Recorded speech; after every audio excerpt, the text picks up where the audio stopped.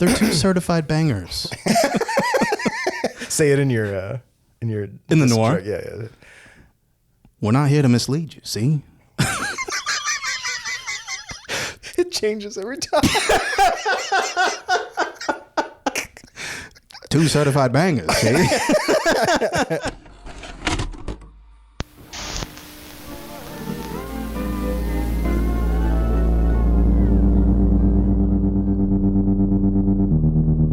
What do you know about two certified bangers?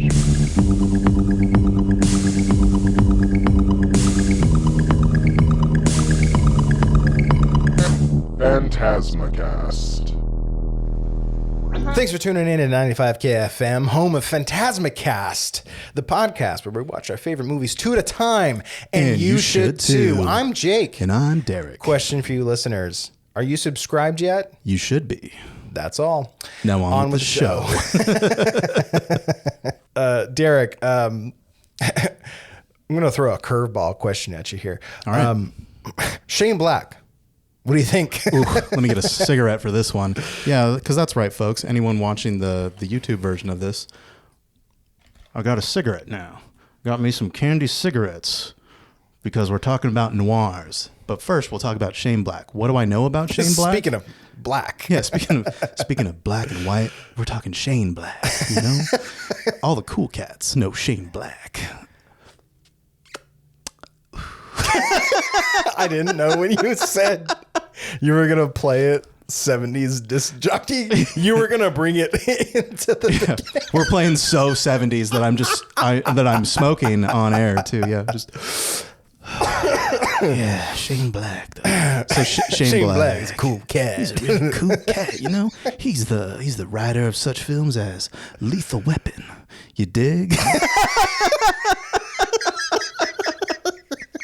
Okay, I'll drop the bit just to get the ball rolling a little bit faster. And then we got The Last Boy Scout and The Last Action Hero, which I know was kind of contentious for any Last Action Hero heads out there, where he's not the guy who thought of the story initially. He's like the writer they brought in to punch it up, and he got main credit because of how much punch up he did. Yeah. So like the original writer's just a bit salty about that, and right. I understand why.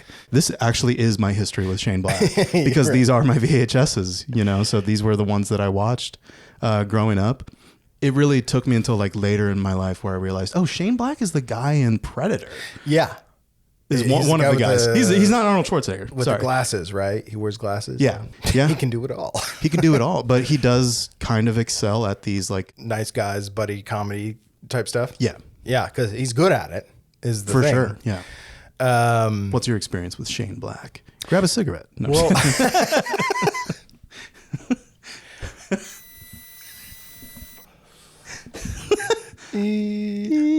bitch. First experience with Shane Black was Predator. Cool. Him as an actor. But then I discovered that he had done Monster Squad. Oh yeah, yeah. In the 80s. Okay. I wouldn't consider Shane Black an unsuccessful filmmaker by any stretch of the imagination. No. But I do feel like he's got kind of the Tommy Lee Wallace curse about him, where he does nothing but make awesome fucking movies. But there are always these variables that kind of conspire against him having like huge box office success. Right. Or seemingly be put in like director jail. We were talking off mic before this. Yeah. About like probably The Predator is really the thing that put him in director jail, right, so to speak. But which again is really unfair because like that, the like genre interest ebbs and flows. You know what I mean? At certain tides, people love a Predator movie, right? But then at that point, they've got to both love it and it's got to be good, you know? Right. And they got to kind of just go with the vision for it. And I think his vision was a little more goofy than what people were expecting. So they were kind of like, dude, the tone's all off. Right. And so like with Monster Squad, for example, I was watching In Search of Darkness, and one of the kid actors, who's now a grown man, was talking about how Monster Squad was this movie that it was PG-13. However, it was a movie that was a little too dark and scary for the little kids, and it was a little too kiddie for teenagers. Right, because it was like, oh, you'd be kind of lame as a teenager. If anyone has ever been a teenager, you know, it's like, that's some kiddie shit. Yeah, you don't want to go watch a kid's movie, you know? That is kind of one of those ideas where it's like a great idea on paper, but in terms of finding an audience and marketing, I think it kind of fell short. Though it's become a cult classic and like tons of people love it. You know, leading up to The Nice Guys, which is one of the movies we're going to talk about today. That's right. Again, like, I have not a bad thing to say about this movie. It's actually a really, really, really good movie. It's a feel-good movie, buddy comedy, has like quite a bit of depth to it when you really think about it. But again, not a movie that dazzled box office-wise. You know? No, I think it got kneecapped by the Angry Birds movie. Of all movies. Christ. I know. The Angry Birds took down The Nice Guys. And I'll tell you what, there's no angrier bird than me. I would watch so many more of these movies. You know how they've made like 10 Hobbs and Shaw movies? Oh, great. Here we go again. I should never have told you in confidence and in public that I enjoy the Fast and Furious movies. You should never have told me about those movies at all. But if they came out with The Nice Guys yearly, I'd be number one in the seat. Right. Because like there's such fun movies. Russell Crowe wants to make more of them. Oh my God. And I love me fucking fat Russell Crowe. Yeah. I love this era that he's in of just kind of not giving a shit. What's Chunky Crow? Chunky Crow. Russell, whoa. Yeah.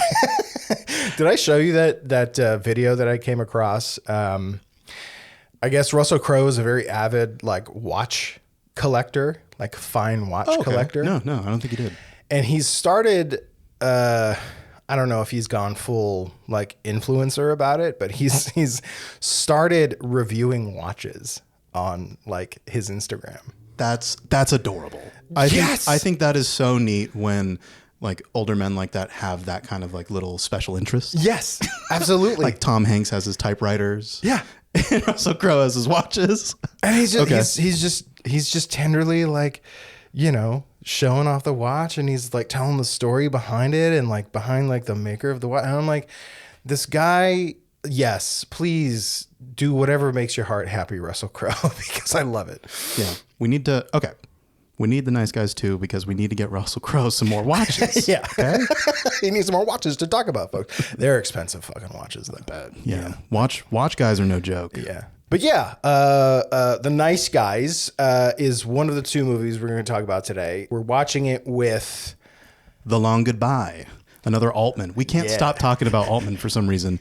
And we unintentionally did kind of a back-to-back Altman here. So sorry if Altman's not your thing. Yeah. But give it a shot. And I realize we have had some feedback about the episode about like just talking about movies we don't know.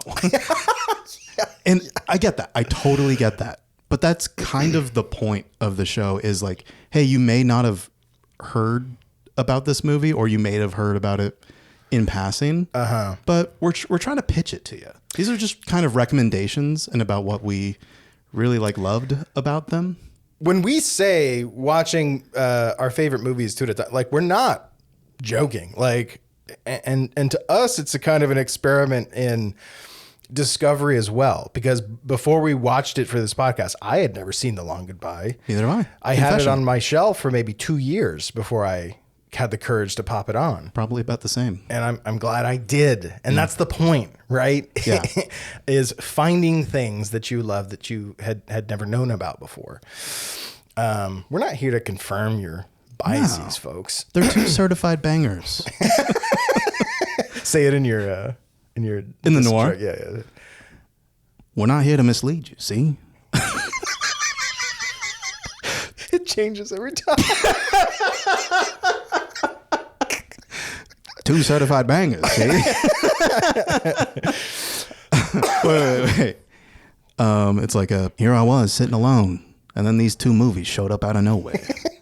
Who was I to turn them down? That was good. But let's start with The Long Goodbye because, one, it came out first, 1973, and just some... Do we want to go with like the history of Marlowe as a character, first of all? I think that's the appeal of this movie, is this Marlowe character, because he's kind of a loser in a sense, but he's also pretty cool. He's got swag.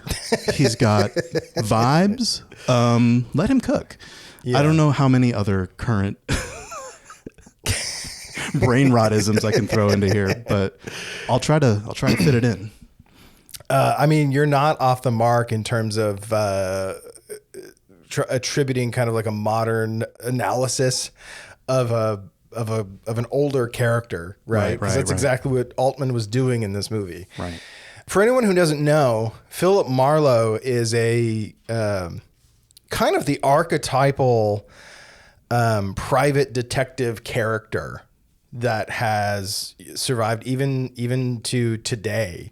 He is the kind of exhausted, seen it all, world weary moralist, right? In a kind of sea of moral decay, right? Right. A man like out of step with time.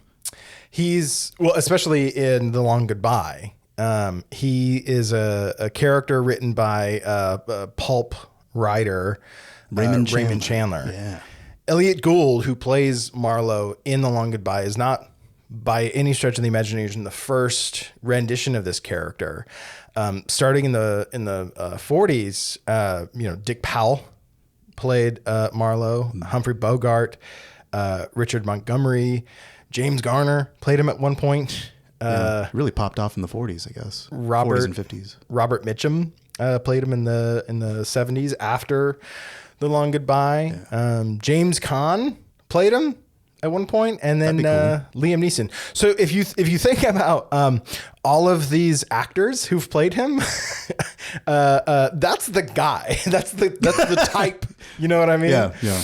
Of who Philip Marlowe is. I'd probably only seen out of the ones you mentioned is Humphrey Bogart's rendition in The Big Sleep. Yes, which is the most famous one. I think. Yeah, it's really good. I think it's a John Huston movie, right? No, it is Howard Hawks. Howard Hawks. Okay. Yes. Okay. I was thinking The Maltese Falcon, which is not Philip Marlowe. But in a way, Humphrey Bogart isn't really Philip Marlowe from what we've been able to research. Like Philip Marlowe or Raymond Chandler heads really like agree that Elliot Gould is like kind of the closest to Marlowe as a character. Like his ambiguity, like he's not so macho is what I'm trying to say is like, yeah, he's not a tough guy. Yeah. Those like macho tough guy, like I'm gonna get to the bottom of this. And sure, if I meet a dame along the way, whatever, kind of thing. That kind of like hyper machoism. It's not really Marlowe's character in the books. So Gould really kind of caught that essence really well. Yeah, he's the kind of character that I saw it written this way somewhere. It was like he's tough in the sense that like he can take a beating, but still kind of keep insulting the people that are beating him up.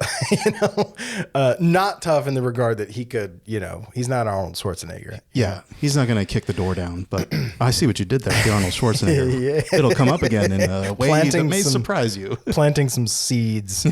I think Raymond Chandler can sum it up in his own words. He says, down these mean streets, a man must go who is not himself mean, who is neither tarnished nor afraid. The detective in this kind of story must be such a man. He is the hero. He is everything.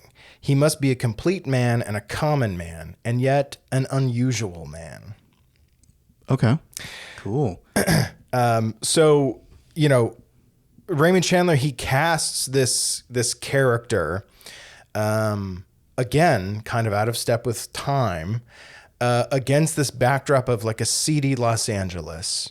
and he is this kind of shining light of morality who will come in and not necessarily right wrongs, but kind of pushes him as this maybe the only man who can have the potential to. What's really great about the making of The Long Goodbye is Robert Altman originally didn't want to make this movie. Okay. Yeah, but then the thing that convinced him to was he heard that they had already cast Elliot Gould. Oh, okay. He's like, hold on. They're cooking. Did I say no? And a fun kind of reference to our last episode. He also took the project on one condition, that they could not change the ending. Yeah. I'm glad he stuck up for that ending, because that is the thing I thought about the most after watching this.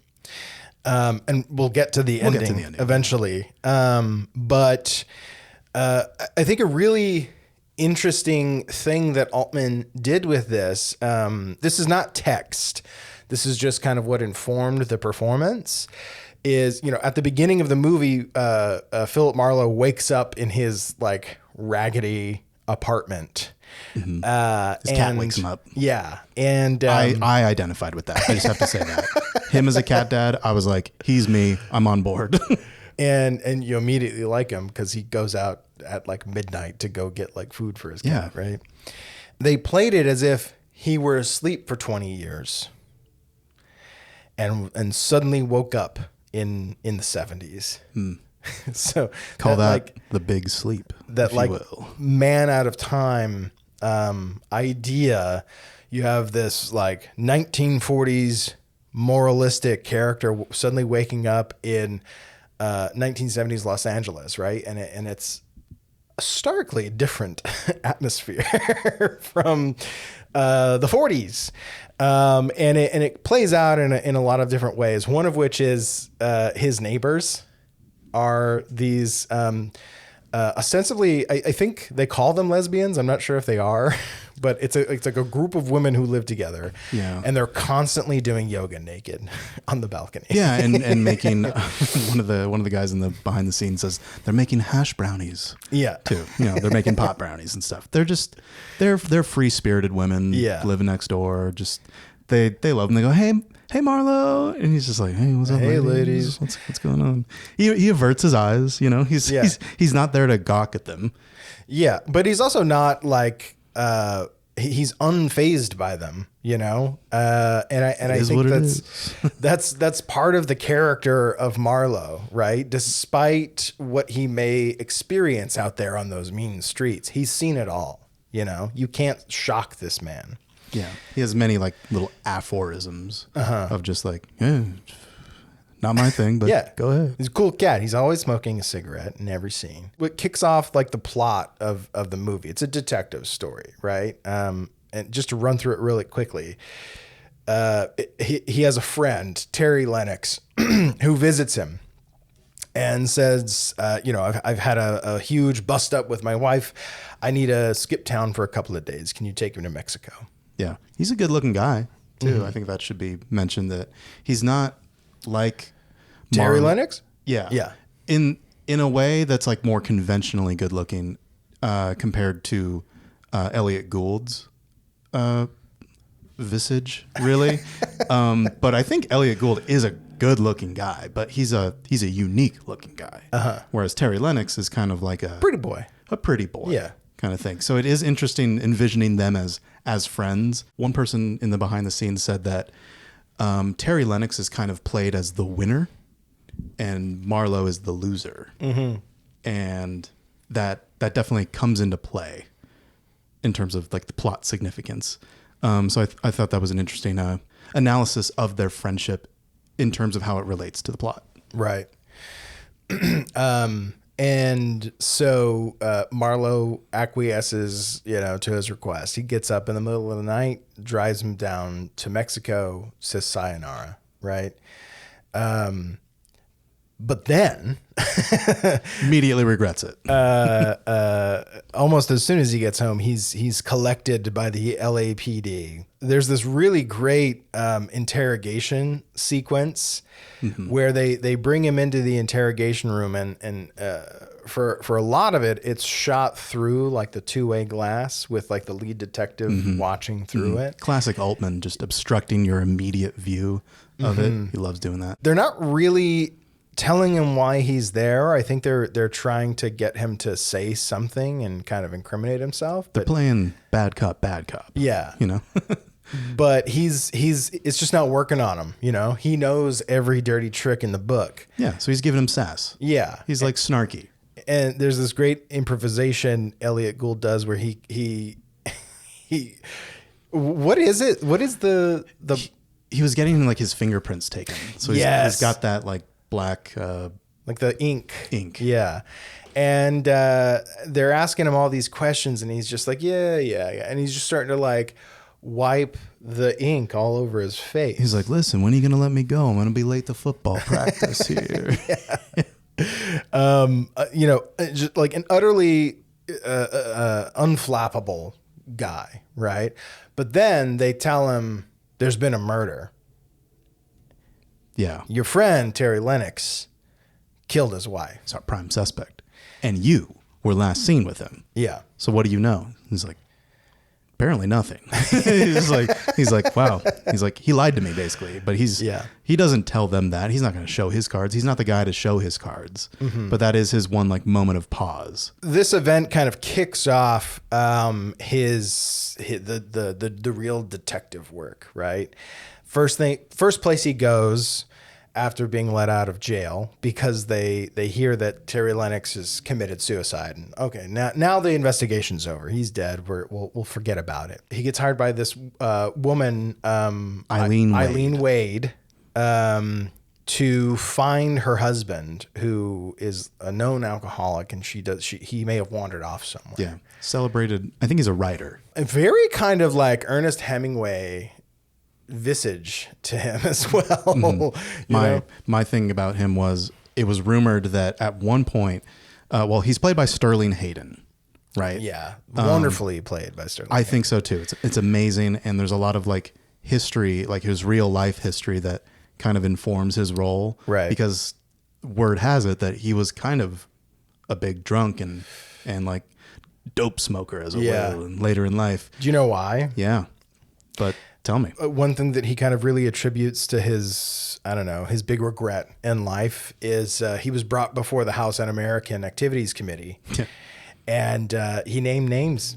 Yeah. So people who don't know that, because maybe we have some like younger viewers here, that was part of like the Red Scare. They were hunting for the communists, right? And they would bring in Hollywood players. Because it was this big suspicion that Hollywood's just rife with commies. Yeah, in their propaganda. Yeah, McCarthy brings in Sterling Hayden, unfortunately he did name names, and people who did that, I think were not treated with very much reverence by the Hollywood community. After that, there's the famous example of Elia Kazan. Mm-hmm. Who also named names. I think he had a lot more to lose than Sterling Hayden as a Polish immigrant. But still, he regretted that very much later in life and became an alcoholic. And I think he died not too long after The Long Goodbye came out. But Marlowe was hired to find him. And he tracks him down to this, you would call it a spa. Yeah. Quote unquote. It's where drunks go to dry out. Yeah. Basically. It is, but not just any drunk, like wealthy. He eventually finds Roger Wade there, he's been held there for like a week at this point or something like that. Yeah. By our boy, Henry Gibson.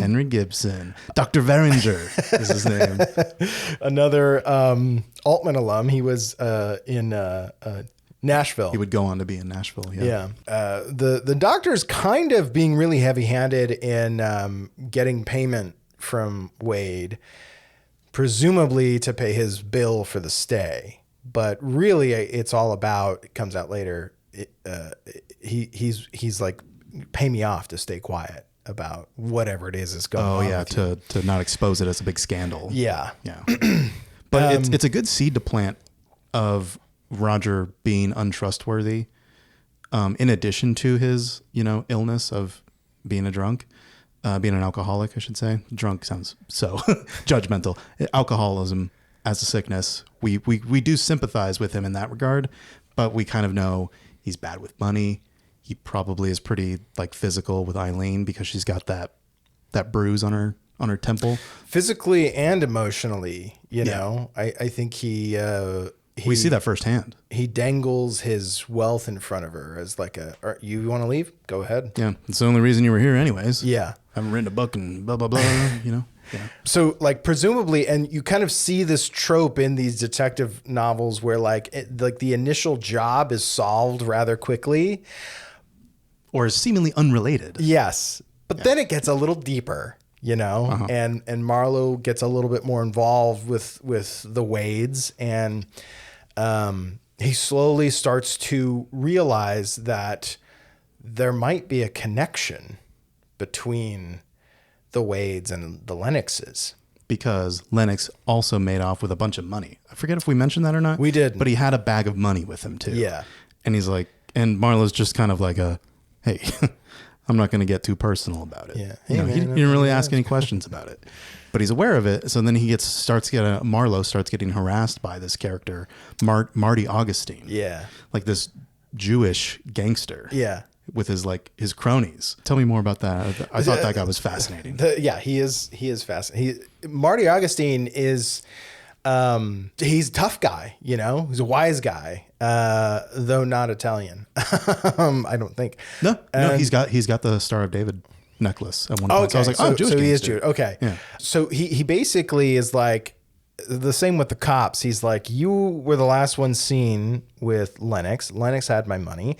I now make you responsible for getting me my money back because, again, presumably Lennox is dead. Consider the character of Marlowe. Again, he's cool. He's just kind of like, these guys want to fleece me. Whatever. They can see I clearly have nothing in my apartment. Yeah. But Marty's kind of like mistress walks in and she's like, "Can I have a Coke?" And he goes, "Hey, you go get a Coke. You got any Cokes in here? Yeah, go get her a Coke." And it's like 95%. It's like an almost empty Coke that he's had in the fridge for. He gives it a look like, "You live like this?" So it's such a fascinating dynamic that Marty's able to project this tough guy thing, but he's also very funny. Yeah. Until he does something truly horrendous. Oh, yeah. With the Coke bottle in question. He knows that he can't intimidate Marlowe. Yeah, he's tried all his tricks at this point. He's like, okay. So he's like, you see this beautiful woman? I love her. I love her more than anything in the world. And then he fucking cracks the Coke bottle over her face.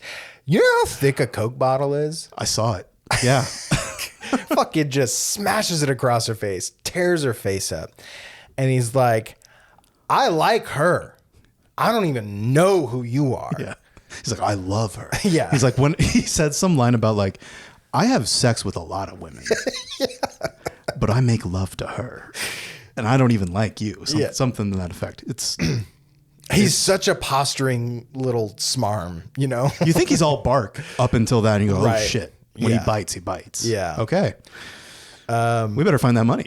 Yeah. So he's basically like, you want me to stop doing this? Go find my fucking money. Marlowe starts to get a little bit more involved with Eileen and starts to uncover the idea that Wade was having an affair with Terry Lennox's wife. Roger Wade. Roger Wade was having it. And then I think potentially Eileen was having an affair with Terry too. That is really fully revealed at the end. Spoiler, Yeah. But we get the sense that Eileen knows more than she's letting on, because when Marlowe is tailing Marty, he ends up discovering that Marty visits Eileen. Uh-huh. And he's like watching her through the glass, and they have kind of a conversation, but it is not nearly what he was subjected to. Right. It looks like kind of a check-in rather than a shakedown. So he's like, that's interesting. I'll have to dig. He has to wait for an opportune time to reveal to her that he knows about that. Right. The scene I really loved was when Roger is back home and him and Eileen are having like a tiff, really. It started with Roger talking to Marlowe, and he kind of gets the sense, because he's a jealous type, that Marlowe's here to have his way with Eileen. So he's like, let me and my wife talk. They're on a beachfront home, and you see the shot where, like, the subject of the shot is Roger and Eileen having this back and forth. It's really Roger talking at Eileen and Eileen defending herself. But the reflection of Marlowe on the pane of glass that we're looking through is Marlowe just on the beach. He's like kind of kicking the sand, but then like a wave comes in and he kind of recedes or whatever. And it's fascinating to get all of that information in one shot, because it's such a dirty shot. It is not a clean, here's one thing happening. It is so many things happening at once. And I think that happens throughout this movie, but that is the one, like, that is a peak moment in this movie. And reflections, you see it in the interrogation scene too. Like I don't think you ever see the actual face of the lead detective. You just kind of see it as a reflection on the glass. And later on, Marlowe and Eileen have this dinner together, like this candlelit, kind of somewhat romantic dinner together. And I think that's when he springs on her and like, I know Marty was here. What's up with that? So he kind of like waited for her guard to be down to, listen, I'm still here doing my job, kind of thing. And then in the background, while we're having this conversation through the glass again, it's late at night. We see Roger wander out onto the beach, and these huge waves start rolling in out of like complete pitch black darkness. I thought that scene was pretty fucking terrifying, actually. Yeah. Just how out of the black these waves start rolling in, and Roger just goes into it. And then Eileen happens to look out and go, oh my God, Roger, So that was a really good foreshadowing, because we have that shot of, Marlowe out on the beach while Roger and Eileen are having this conversation. And then when Marlowe and Eileen are later having a conversation, Roger goes out there to, end his life. They go into the waves, the dog's out there, and ends up bringing back like his cane. That's really all they can get. Mm-hmm. And then I think it's during that aftermath when like the police show up and like the neighbors are all around being like, oh my God, what happened? Eileen eventually reveals that, yes, Roger was having an affair. And the connection there is that, could potentially be a motive for, her killing, whoever, had committed it. Because I still don't think Marlowe considers that Terry at this point intentionally killed his wife. Because the story he was told by Terry was that, yeah, he hit her, but he didn't kill her. Yeah, they had a fight. Yeah. And you're putting the pieces together of, he discovered that Roger they were having an affair. Yeah. That's what the fight is about. That's why he left. But who's to say who killed her, really? So it could go either way. It could be Terry killed her out of rage, or it could be Roger killing her to prevent her from talking, to end the affair. Someone leaves a $5,000 bill for him. Yeah, it might have been Terry. And so he takes that as a sign. He goes down to Mexico and he asks the authorities, like, okay, like who signed his death certificate? Like who actually saw him die? And the authorities are just kind of like, wah, wah. I don't know. You see the picture? What more do you want? Kind of thing. Yeah. So, he really doesn't believe in that. And then we're taken to this scene, this kind of final confrontation between Marlowe and Marty. And he's finally, goes in and he's like, look, I don't have your money. I don't know where it is. It's gone. And Marty's like, bring the girl back in here. Right. Yeah. She comes in, she's all bandaged up, and then inexplicably,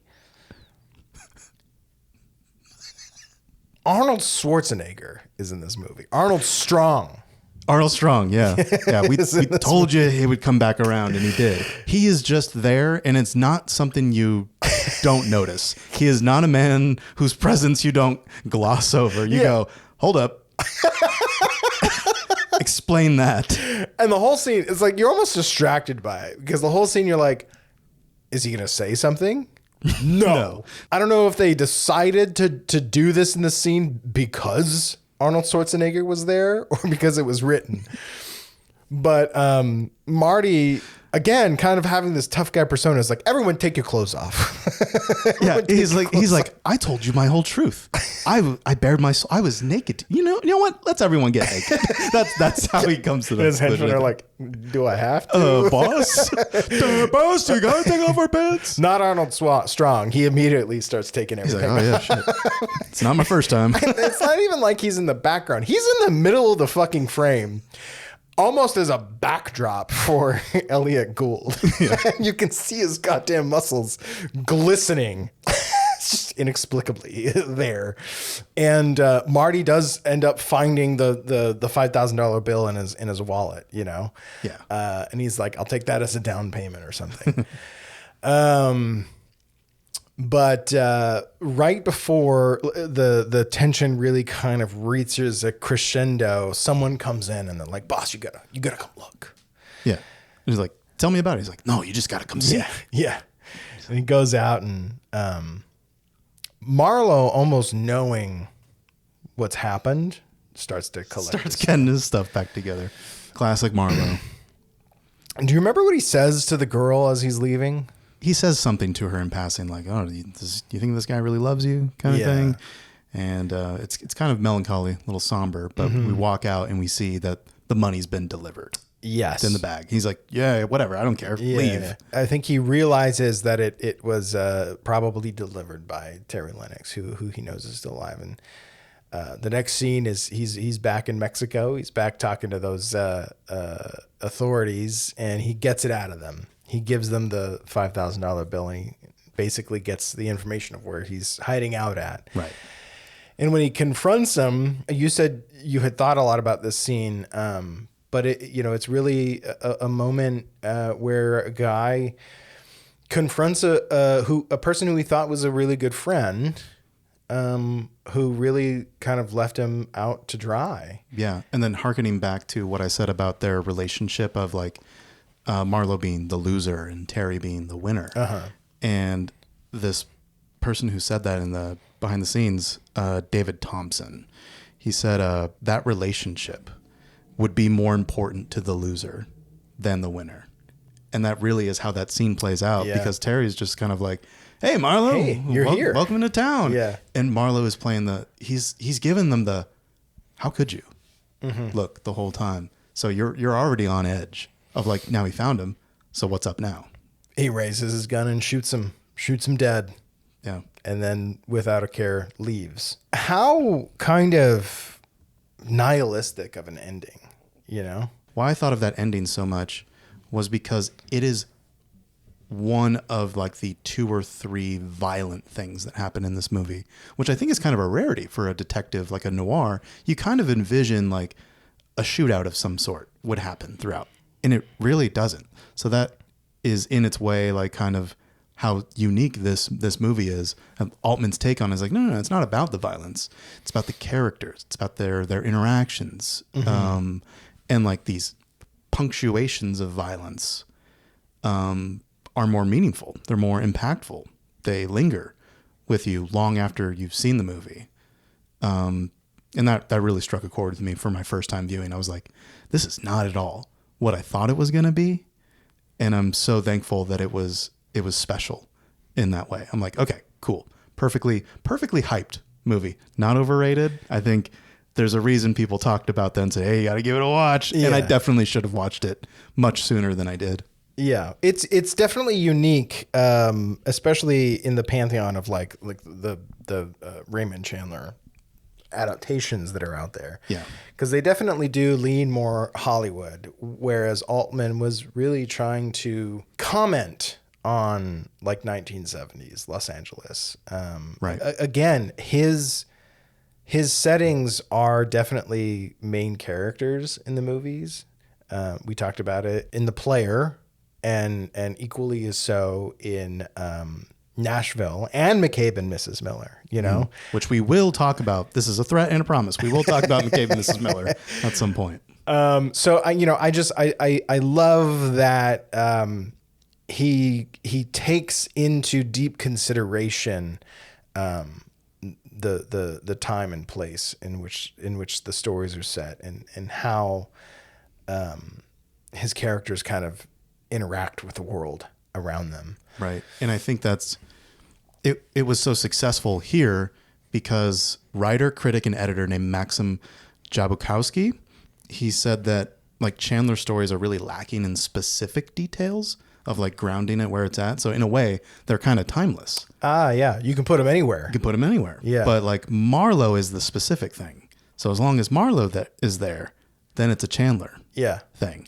So like the plot itself is not as important as the specificity of Marlowe Right. being in it and those interesting characters that we meet along the way. Yeah. That's really the secret there. And that's kind of like Altman's thing. That's perfect for Altman because as we said in the episode about The Player, is he sees his job as like the world is the arena with which he populates the people. Yeah. And he just has fun being like, oh, let's get this person in there. Let's get this character in there. Now, boom. Now do a little circus show. Yeah. And that's the movie. Yeah. So. And he famously not even allows, he kind of acts as if like, as soon as the movie's cast, I have no control over it anymore because they're going to do what artists do, you know, and they're going to create and they're going to like figure out how they work in this world. So, you know, like taking all that into consideration, watch the movie, you know, thinking about those things, and you'll have a blast. I think you'll have a good time. Yeah. Moving the discussion forward into our next film, we got The Nice Guys. So this is a Shane Black written and directed feature that we never got a sequel to because of the Angry Birds movie. Again, I am the angriest bird because of that. But let's just do like a quick synopsis of why you should see The Nice Guys, like what the overall story is, and then we'll dig into like specific like reasons why we personally love it. Sure. So The Nice Guys is also a neo-noir film. Mm-hmm. Set in the 70s. Set in 1970s Los Angeles. But a different kind of LA. Really. Yeah. I think where... this is late 70s, I believe. Yeah.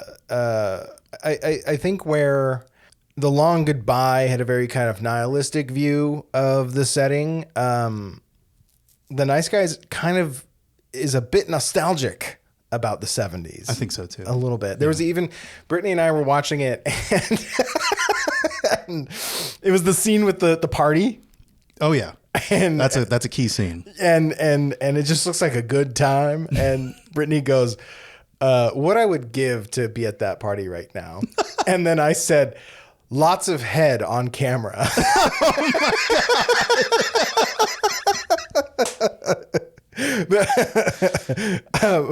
Background. It's a party for the porn industry. Yeah, an adult film party. I think the producer's name is like Sid Shattuck or something like that. Yeah, something like that. Yeah. But anyways, you know, it is also like a detective story in which these kind of you know, two opposite ends of the spectrum, right? You have Ryan Gosling, whose character, he said, is very informed by like Abbott and Costello and the Marx Brothers. So he's kind of very goofy, a very physically comedic role for Ryan Gosling. Yeah, I love this little behind the scenes blurb that he what he thought about Holland March, which is the character's name. What he thought of March. He's like, I guess he's kind of proud of being a functioning alcoholic. Yeah. And then his opposite is Russell Crowe, who takes inspiration from Robert Mitchum's performance of Marlowe in right. Farewell, My Lovely. Yeah, because essentially Marlowe is the perfect detective. He's got such iconic mannerisms and like a way about him that if you're gonna make a detective movie, you're gonna kind of steal a little bit. It's an from archetype, 100%. Yeah. But I think the thing that works really well about this movie is how they play off of each other. Like, it's definitely a buddy comedy in that aspect. Yeah. Almost like a modern buddy comedy, kind of transported back into 1970s Los Angeles. Right, because Shane Black is also playing with genre conventions and like doing a twist on them here. So like the buddy dynamic is not that they're at each other's throats all the time or just like, I just don't understand you. It's I've got my method, you've got yours.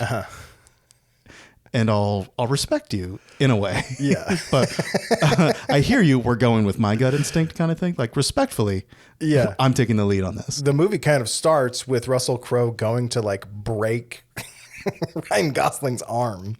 That's a good scene too. Yeah. I called that a beat cute instead of a meet cute. Just gets his ass handed to him. So basically, Marsh, played by Ryan Gosling, is a private detective, and he's got that kind of Marlowe look about him because he wears a suit the whole time.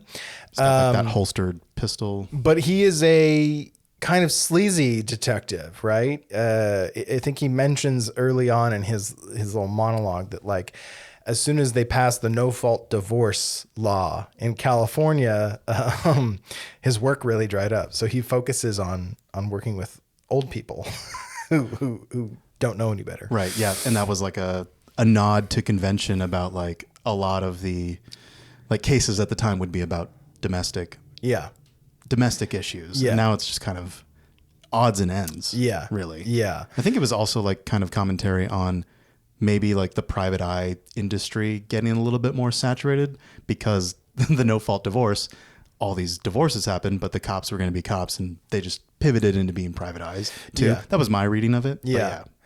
And then Russell Crowe's Healy is he is just a tough guy. Grew up in Brooklyn. He's like an enforcer. And what he does to make ends meet is he gets paid to go beat up dudes who are hanging around with underage girls. Yeah, that's his first case that we see him working. And so because Ryan Gosling is trying to find this girl Amelia, he's asking around. He becomes a target for Healy, and so Healy comes in and leave her alone. Shit out of him. Yeah, his job in a sentence is he shows up to kick someone's ass and be like, "Now don't make me come back." Yeah, presumably you're like, okay, like they hate each other. They're not going to be friends, but they're both kind of on the same case, trying to find this girl Amelia. They eventually come together to put their heads together and try and figure it out. But Ryan Gosling is kind of a hothead. Like, he thinks a lot of himself.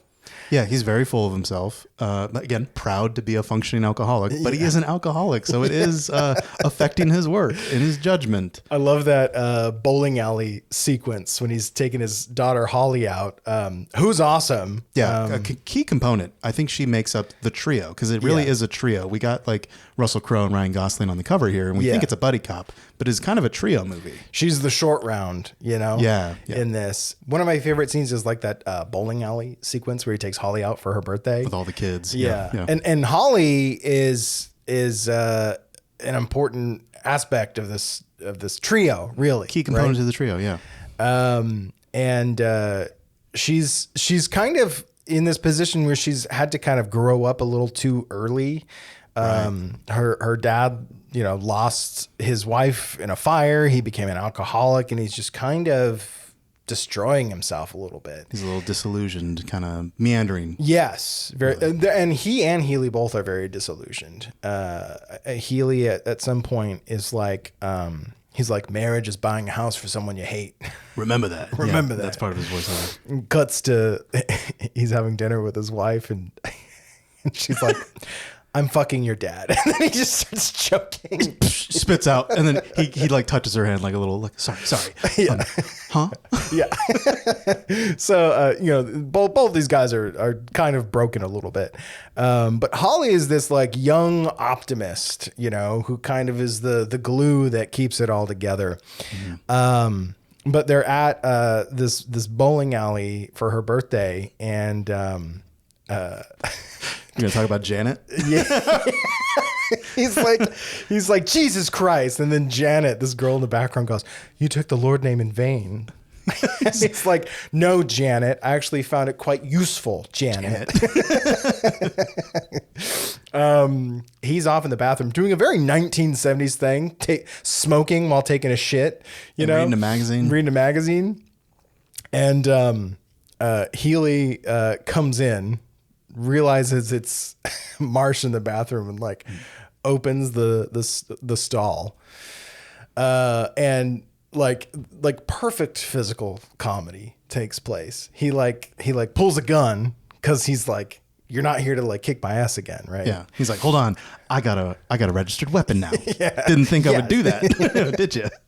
And then he drops his cigarette. His cigarette goes into his pants, and he's trying to like do that, but then he drops the gun. But then the door of the stall keeps closing, and he's got to pull his pants up. So he's like, turn around. So he turns around. And it's like, you realize there's a mirror here. Close your eyes. Close them. Give them close. So they start working together to try to find this Amelia girl. Mm-hmm. Because even March is like, I'm not trying to find Amelia. Like, Amelia is a person of interest, is what he says. He's trying to find Misty Mountains, the niece of this woman, Mrs. Lynn. Because she's like, I saw my niece in the window wearing a pinstripe jacket. Whatever. He's like, yeah. But she died in the beginning of the movie. Yeah, and he hasn't told her that. So he has. That's pretty sleazy. He's fleecing her, you know. But their investigation brings them basically to this adult film production, and every layer they peel back, they're getting kind of like deeper into almost a conspiracy that's going on. Mm-hmm. So they go to this protest group that Amelia is supposedly a part of, and it's a bunch of people kind of protesting the pollution. Yeah, the air quality. Marsh is kind of like annoyed to have to deal with this, and he's just like, "Where's Amelia? Yeah. Where's Amelia? Anyone seen Amelia?" And they're like, "We can't talk to you. We're dead." It's like, why are you dead? The one guy, there's a guy there just reading a newspaper. He's like, ask them why they're dead. Why are you dead? Air pollution. Air. He just said the air. There you go. The air. He's like, no. And March is like, no, I get it. I'm hip, but like, where's Amelia? We need Amelia. For real. So then they get the lead on her, and she's Chet raises his hand. Oh yeah, Chet, fucking Chet, fucking Chet. The Chets of this world. So Chet takes him to this house that they had shot this porno at that had burned down mysteriously. And that kind of brings them to a dead end. But then there's this fucking kid that rolls by on a bike. Yeah, I forget his name. And he's like, I asked them if they wanted me to be in their movie because I got a big dick. I'm like, nice. Yeah. Anything else you want to tell us? Yeah. Like, you want to see my dick? You want to see my dick? $20. He's like, we already gave you $20. What am I saying? Yeah. Let's get out of here. As they're driving away, he's just like, the youth of this world is fucked. So, they get their clue there is that this producer, Sid Shattuck, produced the porno flick. And so they find their way to a party that he's putting on. They go in and they mingle around. They have a disagreement. They're like, how should we handle this? They can't come to an agreement. Holly snuck in the trunk, and March is just kind of like, park it to the guy. And he's like, I can't park it. I'm not going to do it like that. I'm not going to do that, man. Like, there's a little girl in there. So she's also at this party while they have like a disagreement about how to suss out any leads. So they split up. March goes straight for the bar, as he is wont to do. Russell Crowe sneaks back somewhere and he finds a film canister named, I think it just has, it's like Misty Mountains on it, or It says the title of the movie, which is like, "How do you like my car, big boy?" Which is like a line that Misty Mountains utters right before she dies in the beginning of the movie. And then one other key piece is he finds like a costume that was used in the movie too. And I think it's the pinstripe jacket, but we haven't quite put 2 and 2 together yet. So that's what Healy's on about. And he eventually finds Holly in there, and she's kind of working an angle too. She's just watching a dirty movie, you know, with someone she's trying to question. She's like, "So what do you know about Amelia?" So like her guard's down, and she gets like a lead on Amelia, while Russell Crowe kind of gets somewhat of a lead, and of course March gets nothing. He gets drunk. That's what he gets. He gets something through no fault of his own. He's out on the balcony with this girl who's dressed up as a Native American, and he's like kind of joking around, flirting with her. He's like, "I can be in the movies too." And he's like, "Go ahead, shoot me, see how I fall." And she doesn't. He does it. She does it again, and he fucking reacts, and then falls over a fucking ledge and rolls forever. So long down the hill, and she just like claps and then walks away. She's like, "Whatever, okay." And then where he falls, he goes and lights up a cigarette, and the lighter illuminates behind him the dead body of who we find out is Sid Shattuck. You know who the body is? It's a cameo. No, who's Sid Shattuck? Robert Downey Jr. No. Yeah. Crazy. It's his face is pretty covered, so I had to be told that. I had to find that out. I didn't go clocked him. We didn't mention Kiss Kiss Bang Bang earlier in the episode either. No, yeah. Yeah, another great Shane Black. Also a buddy comedy neo-noir kind of movie. Yeah. Another hint that he's been wanting to do these movies and they won't let him. Yeah. The Angriest Bird. You know my favorite line from Kiss Kiss Bang Bang? It's Val Kilmer talking to Robert Downey Jr. And he's like, "If I looked up the word idiot in the dictionary, do you know what I would find?" And then Robert Downey Jr. is like, "What, a picture of me?" He's like, "No, the definition of the word idiot, which you fucking are." So good. Yeah. Ooh. And then, so after Healy comes by and also sees the body, and it's Sid Shattuck, and it's like, "Okay, we got to get out of here." Then he's visited by Keith David, who we've failed to mention so far. He's another enforcer because he's already been visited by him earlier. Yeah. His character name is just Older Guy, by the way. And then the other guy, Blueface. Yeah. But I love Keith David just showing up in a movie. Yeah. Who doesn't? And they fight too, which I'm like, okay, we got a little They Live kind of reenactment going on here. He and Russell Crowe fight in the jacuzzi. The enforcers, they see Amelia, she spots them, she runs off, and there's this kind of chase sequence down the hill away from the party. And right as Blueface is about to get, Amelia, Ryan Gosling just kind of runs him over. And then no, so what happens is Ryan Gosling gets in a Corvette or some shit like that. He gets in a sports car and attempts to do that. And drives into a ditch. Yeah, gets stuck. And hits a stump or something. And I think it's during that or right after that, some unrelated van. Oh yeah, it was van. It was like a van with I guess some hippies in it because they hit him and then they screech to a halt. They open the door and go, "Holy fuck." And then drive off.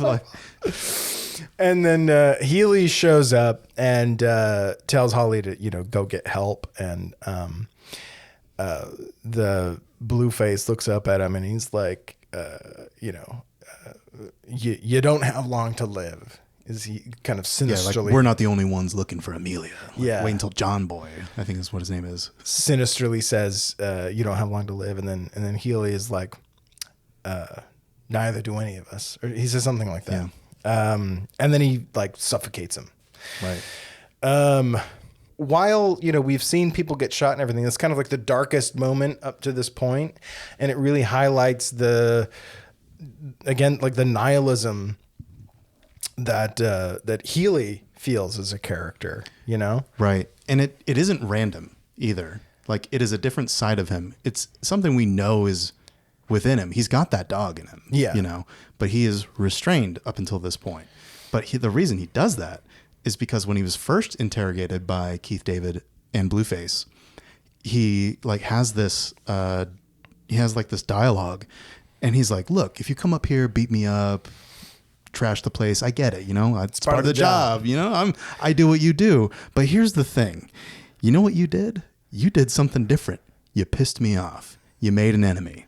So I'm like, that's the consequence of becoming an enemy of his. So he is pretty terrifying.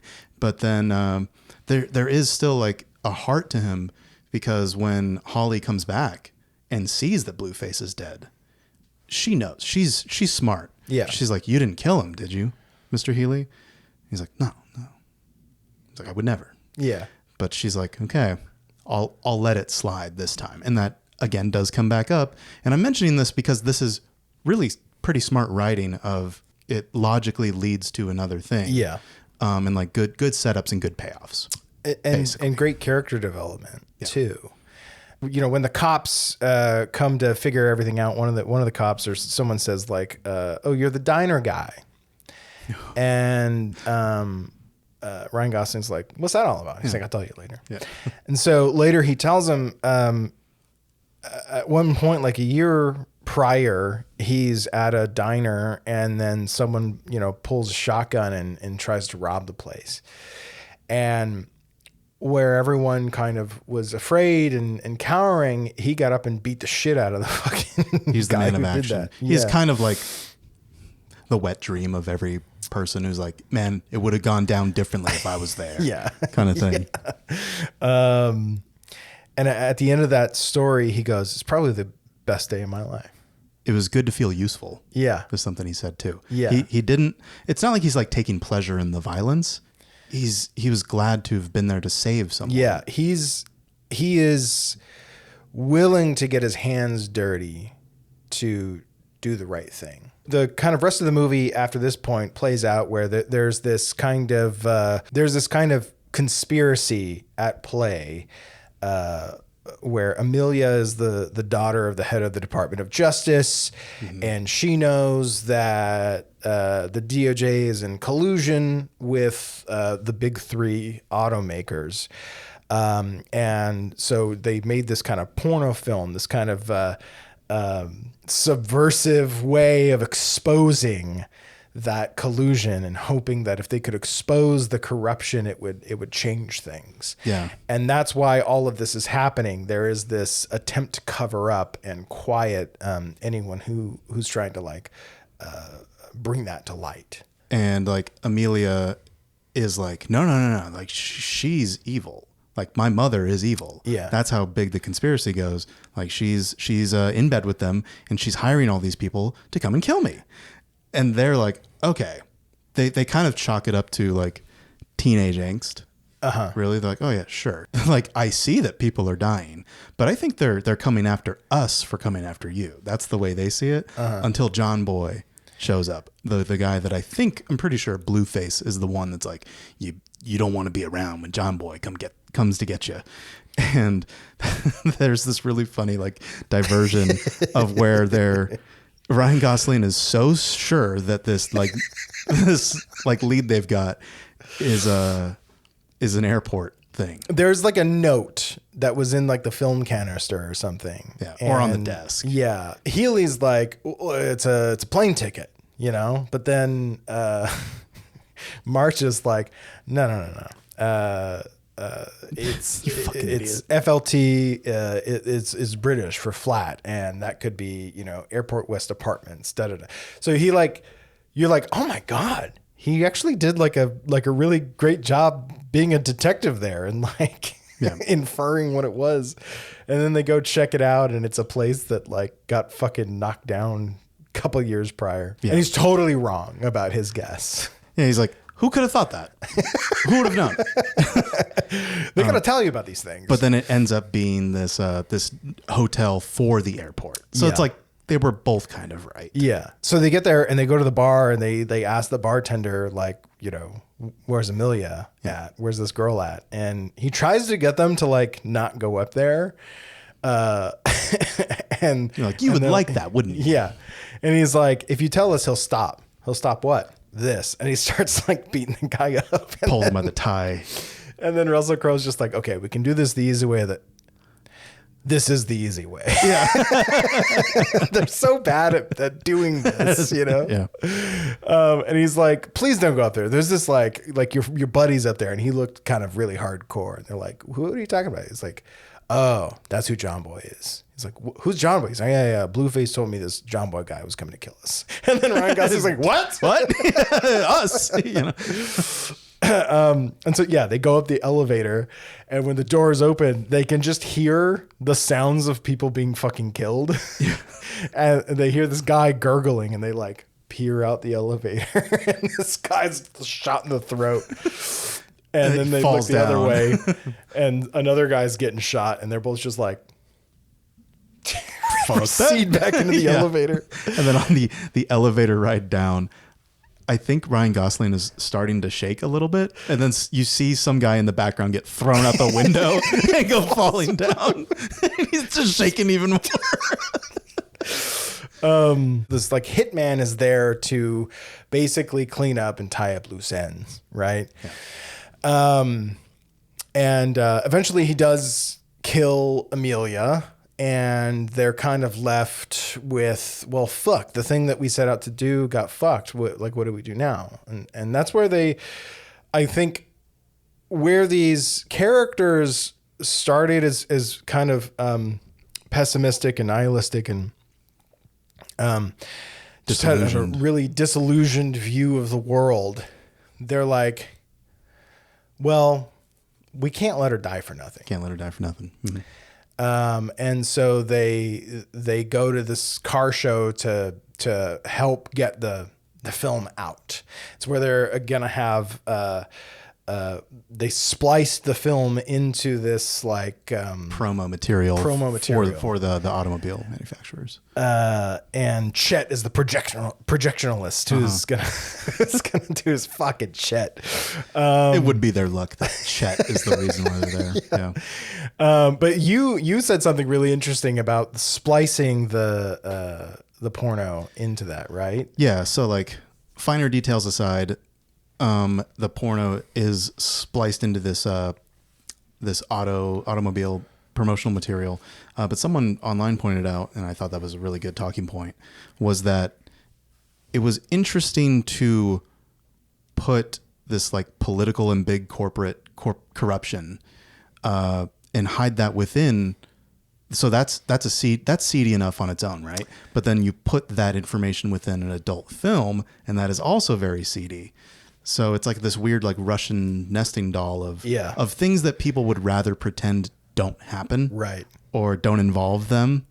And I just thought that was fascinating. So it's like, oh, we're looking away at like the adult content on the face of it, at its face value, and not really engaging with the truth that it's trying to project out there. Right. So that is like a pretty meta thing to put in for Shane Black to put in there, of like a dialed up to 11 satirical comment on a message literally being spliced into something unrelated. Yeah. Seemingly unrelated. You know, not to go into too many details about how the rest of the movie plays out, but they eventually do get the film. Healy confronts John Boy and overcomes him. I mean, he's about to choke him out, but Holly's there, and she's like, "If you kill that man, I'll never talk to you again." Mm-hmm. And like, you owe your life to a little girl. Yeah, knocks and him out. It's just so kind of like sweet that like he would rather not do the dirty work he has to do, than never have the opportunity to talk to Holly again. Mm-hmm. That's so sweet. You know? Yeah. It is sweet. And what she's crucial to the trio there because she's really the one getting all the leads. We kind of skipped over it, but she's the one who pulls a gun on John Boy. Yeah. Too, when he's like threatening. He's infiltrated their house when Amelia is there, and she's the one that pulls the gun on him. And they never did that. You know, they're on the defense. They're getting attacked by John Boy this whole time. You know, they're able to get the film out and expose Amelia's mother for her corruption. And you know, at the end of the movie, Marsh goes and meets Healy at a restaurant. Healy is already trashed, and you know, up to this point, he's been sober, but he's drinking now. And he hands over like a newspaper, and he's like, nothing we did anything. You know, like there's still all the people in charge are still in charge. No one has gone to prison for anything that happened. Slap on the wrist. At most. But it kind of ends on this up note where like March gives him this printout of an ad he's placed, and it's like the nice guy's detective agency. And he's like, I'm sorry I made you look Filipino. Yeah, which is an updated version of the one he printed for himself. Yeah. So it was a big deal for him to be like, hey, look what I did. Yeah. It's like, look at I even gave us a name. Yeah. The nice guys. That's where it comes in. And then one of the last things he says to him is, at least you're drinking again. Yeah. Cheers to that. Yeah. And he's like, I feel great. Before we kind of get into the end of it, I did have this like really interesting like tidbit about the whole kind of conspiracy subplot about this. Okay. It's actually based on a real kind of political saga that took place throughout the 70s. Right. So in 1969, the Department of Justice filed an antitrust lawsuit against domestic automakers GM, Ford, Chrysler, and American Motors for conspiring to delay the development and installation of anti-pollution technology like the catalytic converter. There's this whole kind of atmosphere about how like there's so much smog in the city. There's so much pollution. That's what the people are protesting and everything. The companies allegedly agreed to a unanimous consent policy. If one company hadn't perfected the tech, none of them would install it. This effectively froze innovation and kept cheaper, dirtier engines on the road while Los Angeles residents suffered from visible lung-burning smog. The automotive industry fought the 1970 Clean Air Act tooth and nail. Industry executives like GM's Ernie Starkman famously claimed that forcing the adoption of catalytic converters could cause a complete stoppage of the entire production and ruin the American economy. It's always think of the economy. Goes back to that line that Kim Basinger had where she's like the big three are what keeps America alive. You know, is this like weird, like political subservience to capitalism? But get this, by 1975, catalytic converters became standard, and the predicted economic collapse that they said would happen never came to be. Huh. So yeah, it is a movie in part about, you know, how short-sighted corporate interests have a real and oftentimes negative impact on the world and on people. This whole story, I don't know how many people get killed to keep this secret, to keep something so secret as like the companies just don't want to install catalytic converters because it'll eat into their profits. Right. You know? And that is so cynical of a story. It would be a very, very depressing story if like that's just what the movie were based on. But thankfully it's wrapped around this comedic buddy cop comedy. Yeah, it definitely prioritizes the comedy. Yeah. Over that kind of message, which is a shame in my opinion. I think we should absolutely shine more lights on that kind of stuff. But that's his choice.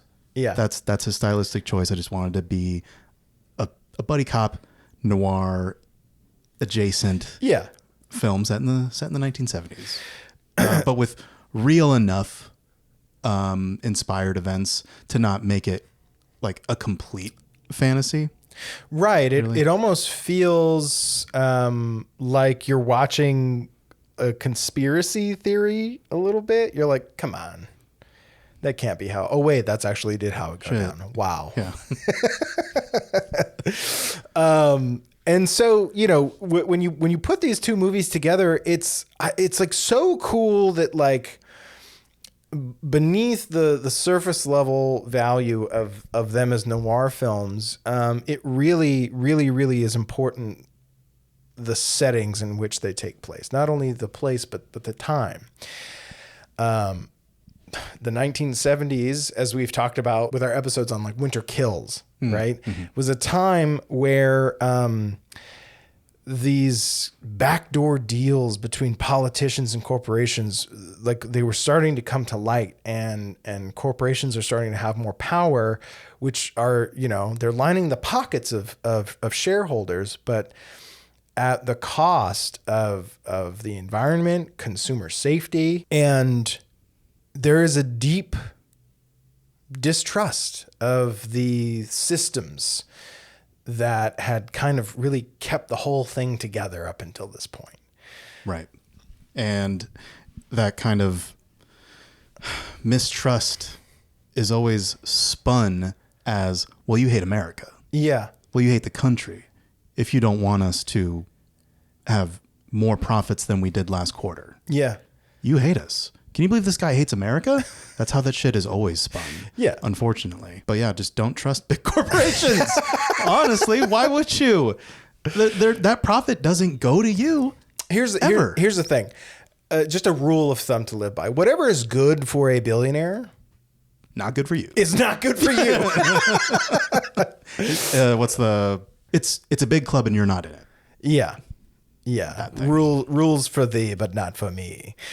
I don't doubt that Robert Altman also had these hangups about America. Absolutely. In the 70s. Yeah. You know? The guy who made Nashville? Who would have thunk? Yeah. So I think it's really cool to take a character like Philip Marlowe from a time where like the decay of society really was kind of placed on the individual.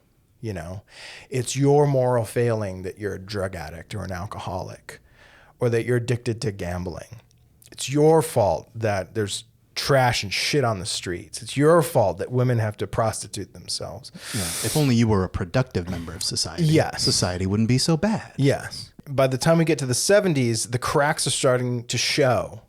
And you're realizing that, sure, there's personal accountability in anything, right? But a lot of strain is put on the system by corporate leeches, by corrupt politicians, by greed. Yeah, like you can't really blame people for living in the world that our betters create for us. You know, right.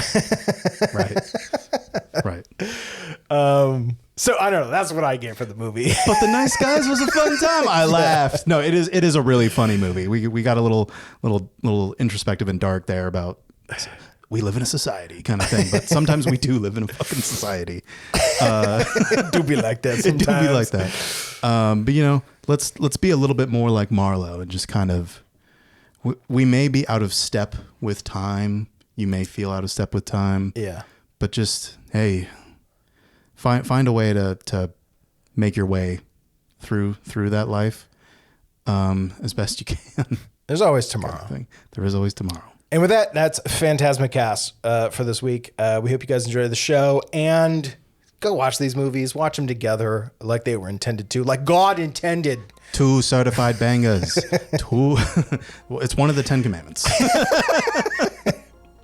Have a week, guys. All right. See you later.